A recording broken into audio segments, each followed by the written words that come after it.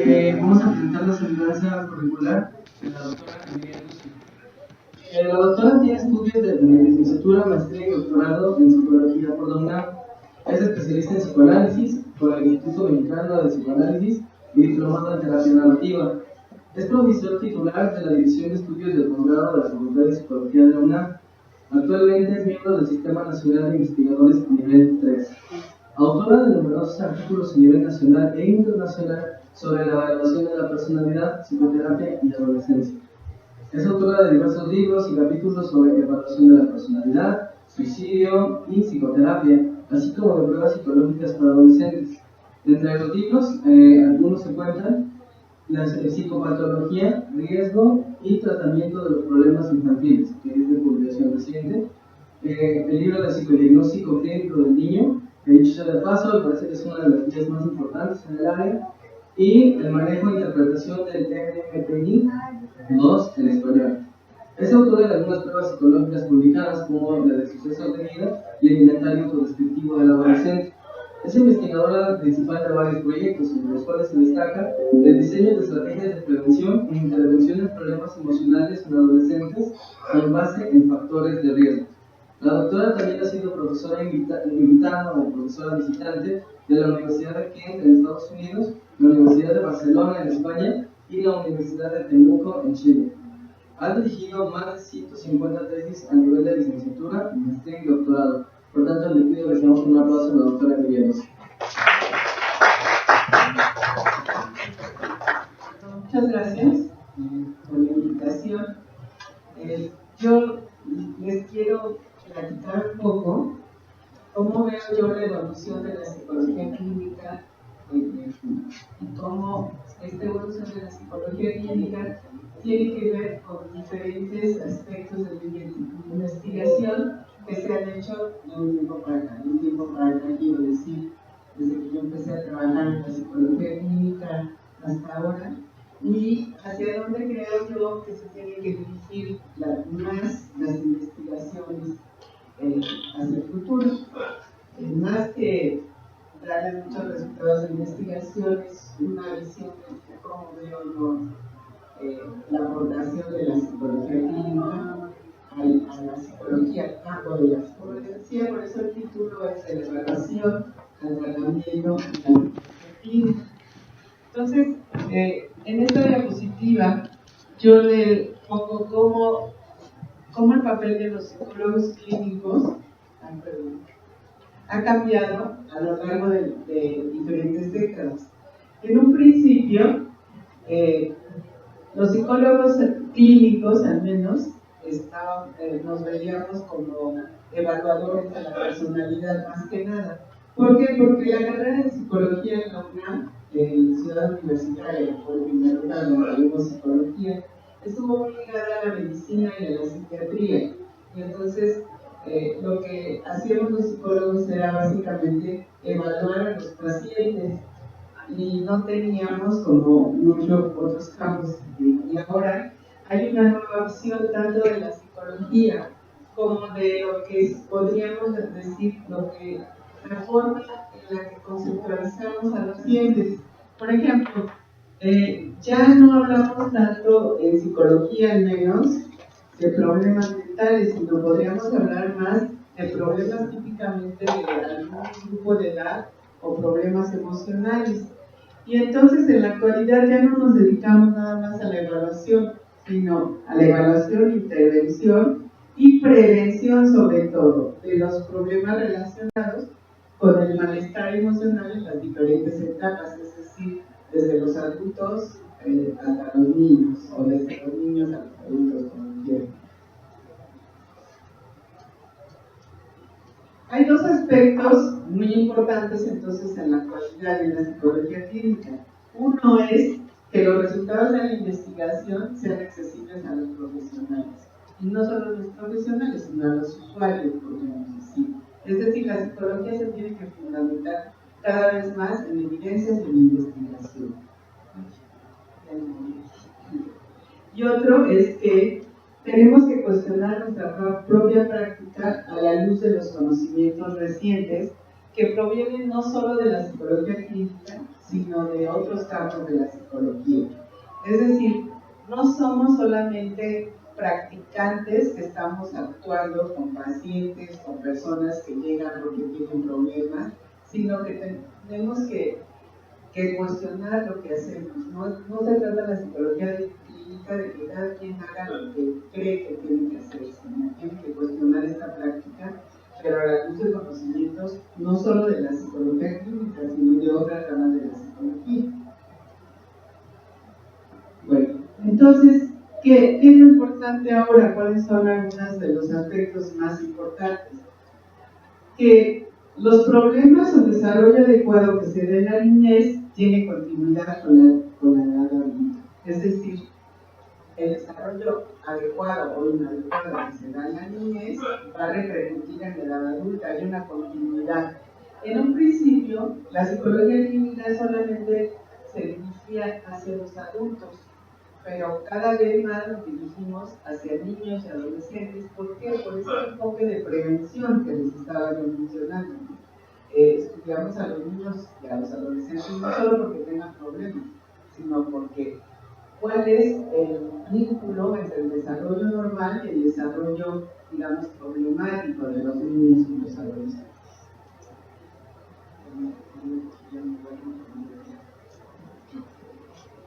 México es un país de jóvenes todavía, ¿no? Aunque ya nos estamos preocupando porque ya va a haber muchos viejitos dentro de algunos años, pero todavía es un país de jóvenes en donde la tercera parte tiene menos de 18 años.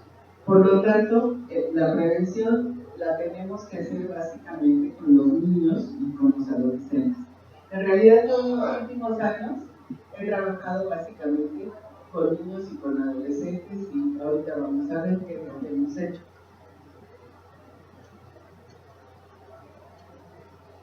La organización, hay algunos problemas en los niños y en los adolescentes que son no nada más de México, sino del mundo.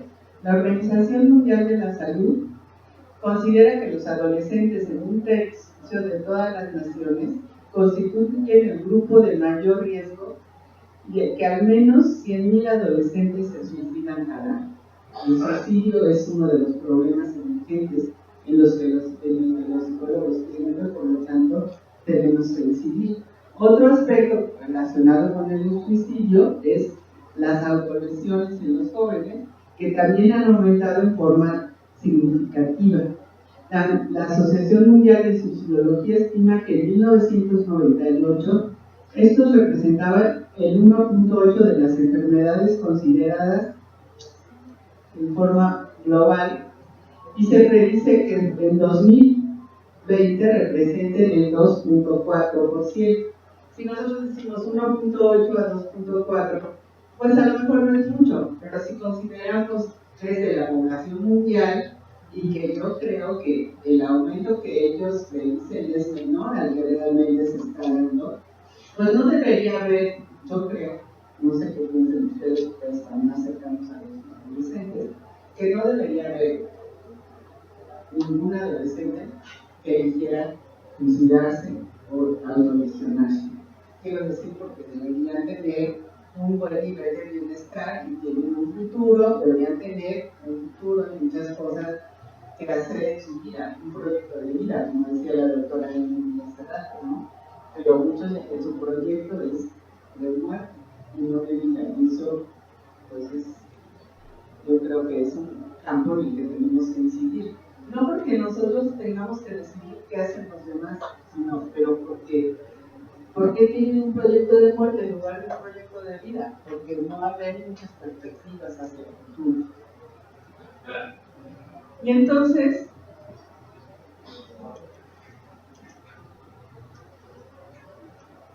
por eso nos tendríamos que enfocar hacia la prevención, ¿no? Y por eso también digo que tenemos que relacionarnos con otras ciencias y con otros campos de la psicología, porque esto del suicidio y las autolesiones no es un problema nada más personal, es un problema social y cultural, ¿no? Porque ustedes me pueden decir, algunos se lesionan porque es un juego, es una identificación, pero yo no sé si ustedes lo han hecho, se imaginan hacerlo, pero yo difícilmente me puedo imaginar sacándome sangre y causándome dolor en alguna parte de mi cuerpo, ¿no? O sea, a lo mejor ustedes lo ven de otra manera, ¿no? Tradicionalmente, otro aspecto en el que ha evolucionado la psicología clínica es su enfoque acerca de las enfermedades o de los problemas en los niños, en los adolescentes y en los adultos. Hasta hace un tiempo no existía una clasificación acerca de los problemas, digamos, no me gusta llamarles mentales, porque mentales es algo así como muy abstracto, ¿no? Sino problemas emocionales o problemas de adaptación que tienen los niños y los adolescentes. Hasta hace poco no existía una clasificación de esos problemas en estos grupos de edad, porque se consideraba que los niños en la infancia eran una edad completamente feliz, ¿no? Los adolescentes, pues en un principio ni siquiera existía la concepción de adolescencia en la psicología, sino es un constructo que se va formando porque evolucionan las sociedades. Si ustedes piensan a lo mejor en sus bisabuelas o se casaban a los 13, 14, 16 años, o sea, pasaban de la niñez a la edad adulta. Ahora esto ya no es así, ¿verdad? Ahora los papás a veces no sabían hacer para que sus hijos no se casen quizá, pero que se vayan de la casa, ya depende de ellos, ¿no? Eso todo es una cuestión sociocultural, ¿no? Y algunos clínicos consideran que no debemos clasificar los problemas ni de los niños ni de los adolescentes. Yo diría que en ese sentido, tampoco lo de los adultos, porque entonces podemos producir un estigma.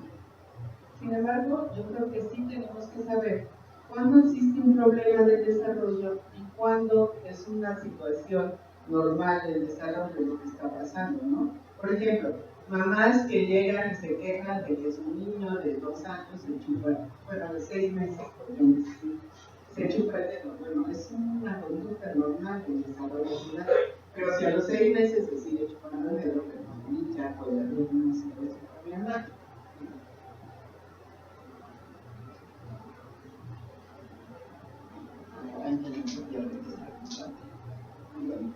Entonces, el proceso de evaluación de los problemas de la infancia ha evolucionado en gran medida desde unas décadas para acá. Y nos valemos de qué? De entrevistas, observaciones. La observación sería como el primer paso de cualquier indagación o cualquier investigación, autoinformes, pruebas psicológicas, escalas de desarrollo, ¿verdad? Porque tenemos que considerar los problemas de los niños y de los adolescentes en función de las etapas de desarrollo en que se encuentran, evaluaciones neuropsicológicas. ¿Ustedes creen que hace 20 años hablaban mucho de evaluaciones neuropsicológicas? Creo que este es un campo bastante nuevo de la psicología, que tiene mucho que ver con la psicología clínica y que a los clínicos nos hace falta saber un poco más de neuropsicología. O otra forma de solucionar esto es de trabajar más con los neuropsicólogos, porque a lo mejor no podemos saber todo, ¿no? Pero esto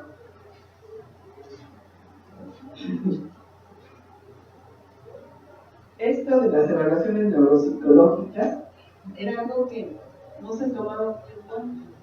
Y es tan importante porque el funcionamiento cerebral y cognitivo del niño puede tener que ver con que se presenten algunos problemas que no son de índole emocional, ¿no? Sino son de otra índole, pues cerebral, cognitiva, etc.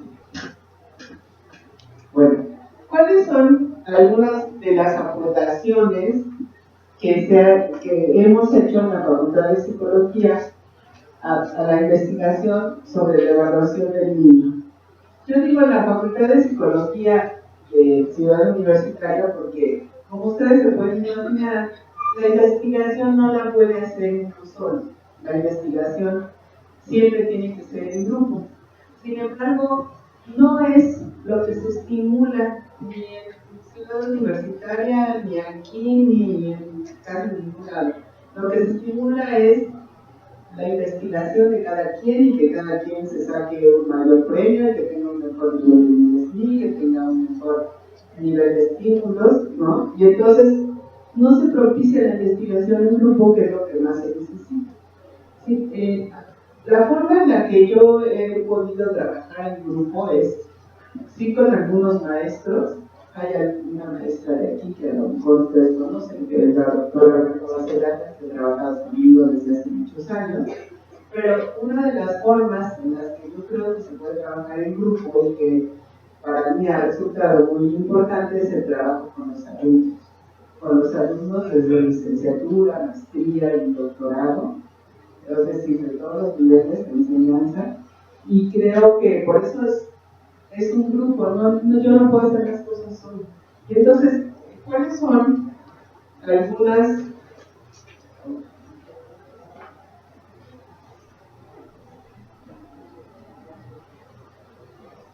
algunas de las aportaciones que hemos hecho a la evaluación del niño? Bueno, el libro de psicodiagnóstico clínico del niño, que lo publiqué con dos maestras, la maestra Carla Esquivel y la maestra Cristina Heredia, en donde se reflexiona sobre la congruencia que debe existir entre la formación académica y la actividad profesional del psicólogo.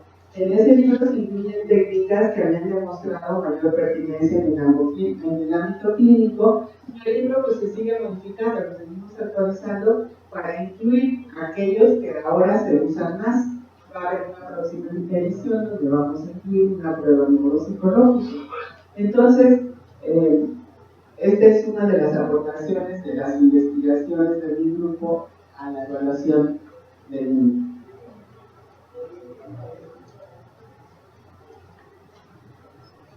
Otra de las aportaciones de este libro es que enfatizan cuáles son los motivos por los que los niños son llevados a consulta. Digo, son llevados porque un niño en general no va a ir a consulta solo, no puede. A lo mejor un adolescente ya, pero un niño no. También distinguir en lo que es un síntoma para los niños y lo que es un síntoma para los adultos, que no siempre es lo mismo, ¿verdad? Como les decía, a veces los padres creen que un problema, una fase del desarrollo, un indicador de desarrollo es un problema. Y el psicólogo también debe plantearse, esto se dice en el libro, que la evaluación del niño debe ser objetiva y que hay que tocar para quién se hace y cómo se hace.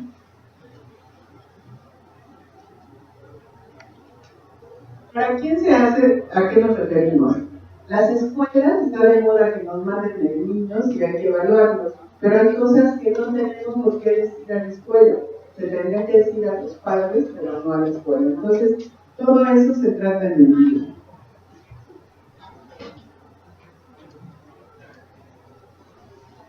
¿Cuáles son algunos de los problemas detectados a lo largo de estas investigaciones que hemos hecho? Uno de esos es que muchos instrumentos que se usan provienen de otros países y no se pueden utilizar tal cual, no nada más para utilizar un instrumento se debe de traducir, lo tendríamos que adaptar.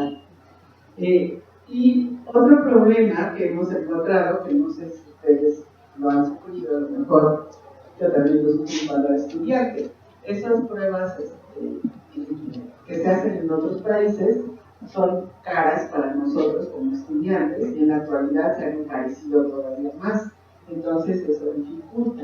Por lo tanto, ¿qué requerimos? Construcción y adaptación de instrumentos de evaluación clínica que vinculen los desarrollos de la investigación y otras áreas con el ejercicio de la psicología clínica. Creo que tenemos que usar los dos tipos de instrumentos. ¿Por qué? Porque para poder comparar con otros países es útil utilizar instrumentos que se han construido en otros países.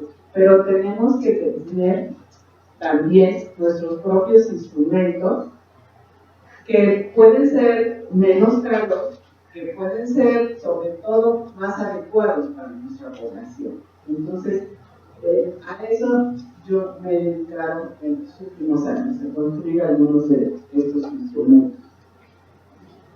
¿Y desde qué enfoque teórico están construidos algunos de estos instrumentos? Desde el enfoque de la psicopatología del desarrollo, que es un enfoque psicológico interdisciplinario que estudia la psicopatología en relación con los cambios típicos que ocurren en la vida, que sugiere un marco conceptual relacionado a hitos y secuencias en áreas físicas, cognitivas, sociales, emocionales y educativas del desarrollo, y que supone una continuidad esencial en el funcionamiento de síntomas severos, ubicándolos en la misma dimensión de las conductas humanas. ¿Qué quiere decir esto?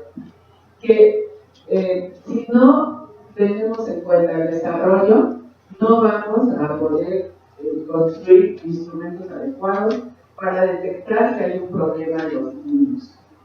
Y tiene que haber no vamos a decir que los niños que tienen problemas son niños malos o niños enfermos, sino son muy semejantes a los niños que no tienen problemas, ¿no? Este enfoque, entre otras cosas, evita estigmatizar cuando se detectan problemas.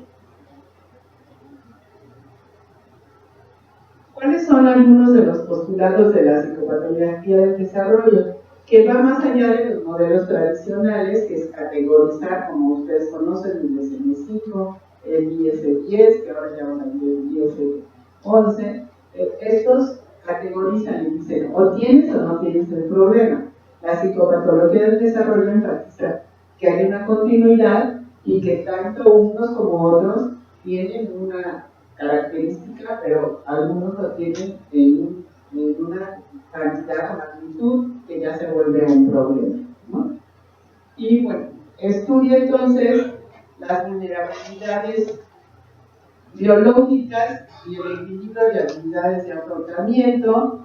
Las relaciones entre comportamientos tempranos y tardíos son entendidas como una continuidad, y identificación de los factores que influyen en la habilidad del niño para organizar las experiencias y el nivel adaptativo, aún ante los factores de riesgo. Pero de este enfoque es de donde surge lo de los factores de riesgo, que a lo mejor ustedes han oído hablar mucho. No identificamos, no queremos, si queremos hablar de prevención, no vamos a hablar cuando ya existe el problema, sino vamos a hablar del problema para prevenirlo, ¿no? Y esto es uno de los factores de la psicopatología del desarrollo. Ruther, que es un psiquiatra muy famoso que ha trabajado muchos años con psicólogos, o sea, no tan común, analiza las relaciones de aspectos genéticos del desarrollo y ambientales con respecto a la psicopatología y considera la interacción entre ellos. Y es a partir de este paradigma que surgen los modelos de riesgo. O sea, ¿por qué serían tan importantes los modelos de riesgo? Porque ya no nos vamos a conformar con que cuando aparece el problema ver qué hacemos, ¿no? Sino, ¿qué tiene este niño que lo hace más propenso a desarrollar un problema? Y vamos a prevenir, evitar que se dé el problema. Creo que hacia allá está yendo la psicología clínica. Y eso, en parte, es porque tenemos muchos niños y pocos, no tantos psicólogos, ¿verdad? Que a veces da la impresión de que sobramos, pero no es cierto. Si hubiera políticas adecuadas de salud, faltarían muchos psicólogos todavía. Estos son algunos de los factores de riesgo que se han identificado. La enfermedad de la madre, por ejemplo, cuando es una depresión crónica, la falta de educación de los padres, la falta de apoyo familiar, ansiedad de la madre, pocas perspectivas en la educación del hijo, pertenecer a un grupo minoritario, estilos de interacción inadecuados, sucesos de vida estresantes, maltrato de padres o cuidadores, bajo nivel socioeconómico, Estos factores de riesgo, aunque han sido identificados desde otros países, en otros países como factores de riesgo, aquí sí les voy a pedir que me digan, ¿ustedes creen que se dan estos factores en México? O sea, tenemos una gran parte de la población que podríamos decir tiene no uno, sino varios de estos factores de riesgo. Y precisamente ese es el modelo de Rutter, es un modelo de riesgo acumulado. Que exista un solo factor de riesgo no nos predispone necesariamente a desarrollar un problema, pero si existen 5 o 6 de los que ya han sido identificados en otras investigaciones, el riesgo es mucho mayor, ¿no? ¿Y qué es lo que pasa con el suicidio?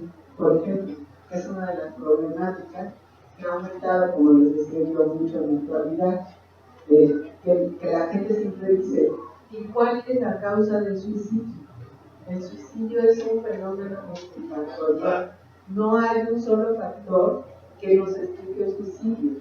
Y no solamente el suicidio, las autolesiones también son multifactoriales.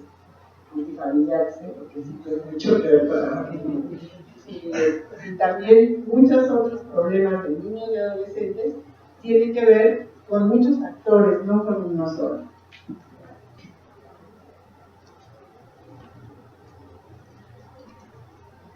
Bueno, otro de los factores de riesgo que se ha identificado no solamente, yo diría, en los niños y en los adolescentes, sino también en los adultos, es el estrés, ¿verdad? Antes casi nadie se hablaba de estrés, ahora el estrés es igual que el suicidio, es un problema de vida. También el estrés es un concepto, yo diría, que está de moda no solo en la psicología clínica, sino también en la psicología de la salud, en la psicología social. Antes se creía que los niños no sufrían estrés, porque lo que les había dicho hace un rato, ¿no? De que los niños eran totalmente felices, entonces no sufrían estrés. Sin embargo, ahora hay muchos autores que identifican niños estresados en la escuela, niños que desarrollan reacciones psicosomáticas por el estrés, y ya esto que se creía de que había esto que se creía que era una época de bienestar libre de preocupaciones y de responsabilidades, ya esto ya no se conceptualiza así, ¿no? Entonces, la evaluación del estrés es otro campo de la psicología clínica que ha tenido una gran importancia en la actualidad, y es necesario evaluar realmente si los niños están expuestos a estrés y si el estrés diario se puede definir como las frustrantes demandas y contrariedades que acarrea la interacción cotidiana con el medio ambiente.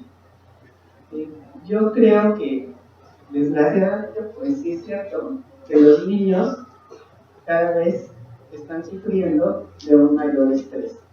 Entonces, por esta necesidad de evaluar el estrés en los niños, ellos mismos, no sé si ustedes nos han observado o han interactuado con ellos, nos comentan que están estresados, hasta usan esa palabra, ¿no? No nada más dicen, estoy preocupado, me siento mal, no me siento tan bien, sino dicen, estoy estresado, ¿no? Un día estábamos dando una conferencia y estábamos hablando del estrés, y estaba justo ahí sentado y yo pregunté a la audiencia, ¿creen que los niños están estresados? Y el niño levantó la mano y iba con su mamá y dijo, sí, yo sí estoy estresado. ¿Por qué se estresan los niños en nuestra sociedad en la actualidad? Pues por muchas cosas cotidianas, ¿no? O sea, por ejemplo, los papás están con una de las cosas que dicen los niños es que, y aquí está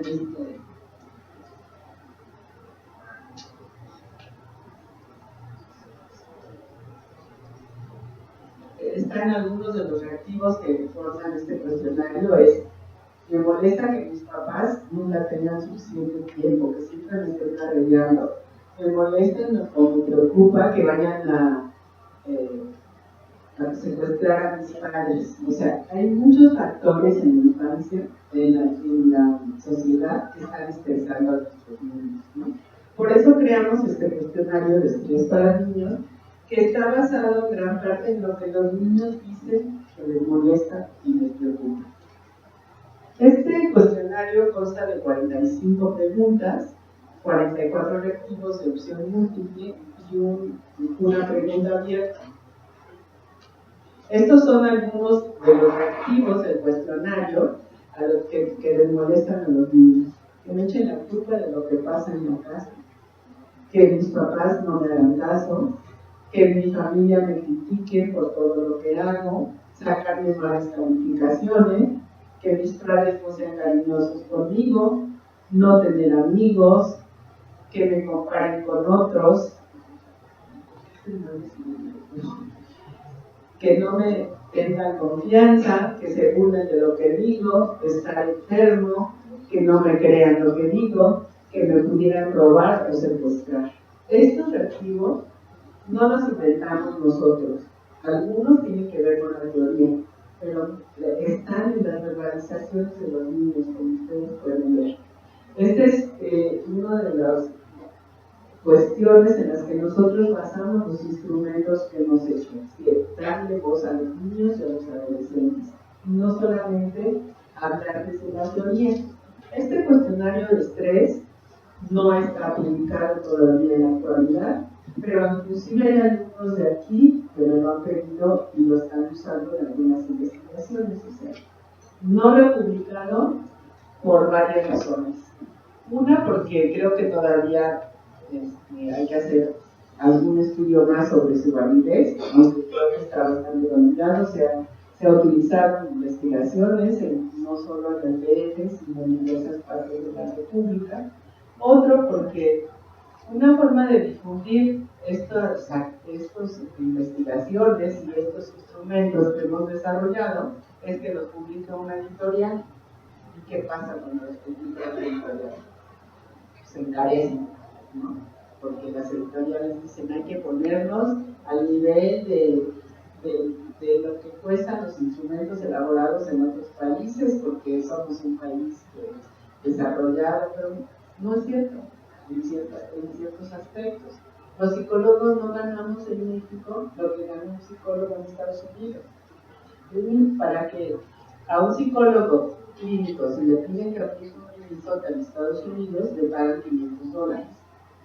Ustedes díganme, por la experiencia que tienen como alumnos y la experiencia que tienen sus maestros, y le van a pagar casi $10,000 por hacer un Minnesota, ¿verdad que no? Entonces, pues esa es una de las razones por la que todavía no lo queremos publicar, porque estamos buscando una opción de que sí se difunda, porque yo no podría dedicarme a estar vendiendo el instrumento todos los días, porque yo no trabajo ni lo que a mí me gusta, mi proyecto de vida no es ser vendedora. Mi proyecto de vida es seguir estudiando todavía, aunque ya tengo experiencia y ya a lo mejor ustedes podrían decir ya lo que debería hacer la doctora es retirarse y dejarnos ayudar a los jóvenes. Yo pienso que todavía tengo algo que aportar como maestro, tengo algo que aportar en mis conocimientos, y pues mi proyecto de vida es ese, no vender y hacer medicamentos no las pruebas, ¿no? Porque los que se hacen ricos pues, son las editoriales, ¿no? Creo que ustedes lo deben de tener bastante claro, no crean que a nosotros nos dan muchas regalías. Por ejemplo, de Minnesota, jamás los autores recibimos un centavo. Las regalías eran para la UNAM, lo cual a mí me parece bien, porque la UNAM a mí me ha dado muchas cosas y yo puedo dar también, ¿no? Pero pues que lo vale nada más la editorial, pues la verdad no es para mí lo que me satisfaga más, ¿no? Lo que me satisfaga más es que sirva para que se profesionalice la psicología más y para que los niños reciban una ayuda más adecuada, ¿no? Estos son los factores del cuestionario, que son 8. Falta de aceptación familiar es el factor mayor, es lo que más les molesta a los niños, que no los acerquen a su familia. Agresión verbal y burla. Esto para mí sí fue un descubrimiento importante, aunque yo sé que las burlas duelen mucho porque a mí todavía me duelen, ¿verdad? Y a lo mejor a ustedes también. Parece que a los niños les interfiere mucho en su desarrollo la agresión y la burla. Sin embargo, pues sabemos que no solo los compañeros se burlan de los niños, sino desgraciadamente también los padres a veces son muy sarcásticos con ellos. La falta de confianza y respeto, ustedes dicen, a los niños les importa tanto que los respetan, pues sí les importa tanto. Y esto es muy importante, no solo para los niños y para el conocimiento, sino para que los padres lo sepan.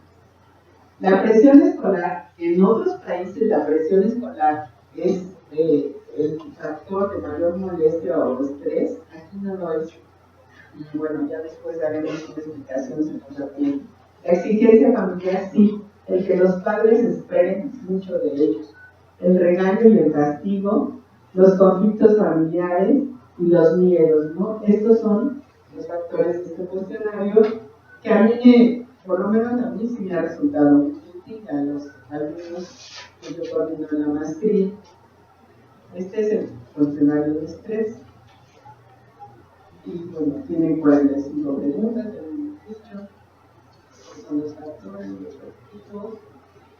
Otro cuestionario que hemos elaborado para los niños es el cuestionario de afrontamiento para niños, que consta también, surge para evaluar este aspecto importante de la problemática y salud emocional del niño, porque no importa nada más cuál es el nivel de estrés que tiene el niño, sino cómo enfrenta o cómo afronta este nivel de estrés, o sea, se complementa un cuestionario con otro. Aquí, la primera versión de este cuestionario son 72 reactivos y evalúa 14 estrategias de afrontamiento y que son que están en 4 factores: funcional, afrontamiento disfuncional, afrontamiento funcional, centrado en la emoción y evitativo. Y estos son los factores que se encontraron en esta primera versión de 72 reactivos. Sin embargo, pensamos que 72 reactivos son muchos para los niños y hicimos como una delimitación de cuáles eran los ítems o los reactivos que funcionaban menos, y tenemos ahora una segunda versión de 45 reactivos también, porque así si aplicamos estrés y afrontamiento son 90 reactivos. Este cuestionario está siendo validado, pero lo importante es que se replicaron los factores en un estudio posterior con una buena cantidad de niños y que además tiene una validez convergente con un cuestionario, el otro cuestionario elaborado en español, que tiene más vigencia, que es el cuestionario de Trianes. Entonces, ya sabemos que podemos usar uno u otro, pero ¿para qué hacemos esto? Porque es más adecuado, tiene una mayor validez, tiene mayor consistencia en las respuestas en este cuestionario que en el otro en nuestra población. ¿Cuáles son las diferencias entre los cuestionarios evaluados desde la perspectiva clínica y los que no son desde esta perspectiva? Que tienen que diferenciar entre población clínica y población libre del problema. O sea, ¿a dónde empieza un problema? ¿Desde qué magnitud podemos hablar de que hay un problema? Y tienen que ser herramientas que nos sirvan para decidir si se requiere o no un tratamiento. También pueden servir para validar la eficacia de un tratamiento. ¿Por qué es tan importante validar la eficacia? Porque como psicólogos tenemos que demostrar que somos eficientes y que hacemos mejores cosas que los parapsicólogos o que los magos, ¿no? O sea, tenemos un campo profesional. Estos son los instrumentos en total que hemos elaborado en mi grupo de investigación: el de afrontamiento para adolescentes, el de sucesos de vida para adolescentes, el de riesgo suicida, el audiodescriptivo y el cuestionario de exposición a la violencia. Los únicos dos que se venden son estos dos: cuestionario de sucesos de vida y el audiodescriptivo. En los niños tenemos los otros dos de los que estábamos mencionando. Y para terminar me voy a adelantar un poco, además voy a hablar un poquito de cómo se deben diseñar las intervenciones para la infancia y la adolescencia. Bueno, lo que estamos haciendo es adaptación y desarrollo de instrumentos para saber si hay un problema o no. Hacer un tamizaje para ver en una población dada quiénes están en riesgo o quiénes necesitan tratamiento. Caracterizar a los adolescentes o niños en riesgo y así desarrollar intervenciones que vayan más que nada hacia la prevención, de evitar que surja el problema, sino más bien a prevenir, o sea, actuar antes de que surja el problema. Por eso actuamos en grupos escolares o en otro tipo de grupos que todavía no van a la clínica, no se esperan actuar. Entonces, bueno, esto es lo que yo les quería decir, más que nada. Si quieren, bueno, quise dejar 10 minutos para ver si hay algunas preguntas, algún comentario, algo que ustedes quieran decir. Pues bueno, por favor, un aplauso a la doctora.